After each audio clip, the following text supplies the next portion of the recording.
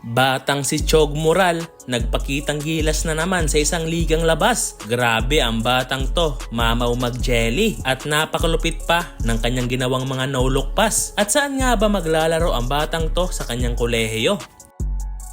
So isa nga ang batang si Kenji Moral o mas kilala bilang Chog sa mga batang pinakamagaling na point guard ngayon sa Pilipinas dahil kayang-kaya nitong bumuhat ng isang team. Katulad ng ginawa niya sa palarong pambansa kung saan doon din siya unang nakilala ng karamihan dahil sa kanyang mga pamatay na galawan. Partikular ang kanyang moves na napakahirap gawin kaya iilan lang ang nakakagawa nito. At yan nga ang tinatawag na jelly layup na binibasic lang ni Chog Moral na kung titignan ay napakadali lang para sa kanya na gawin ang moves na to.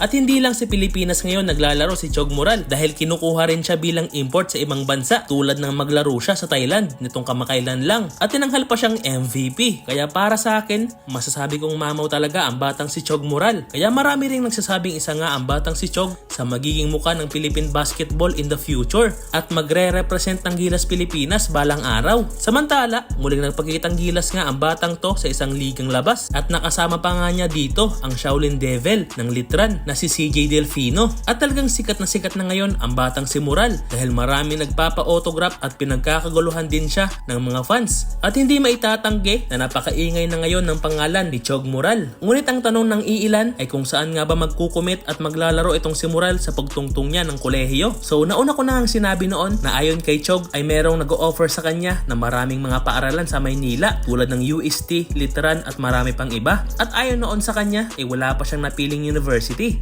Ngunit ang latest post nga niya ay makikita dito na naglaro siya para sa Mapua para sa isang tournament. Well, kasalukuyang 17 years old pa lang itong si Chog at sa pagkakaalam ko ay nasa grade 11 pa lang siya kaya marami pa siyang oras para pumili ng tamang team sa UAAP o NCAA. Kaya ang dapat niyang gawin ay magpalakas at mag-improve pa at higit sa lahat, stay humble, bossing.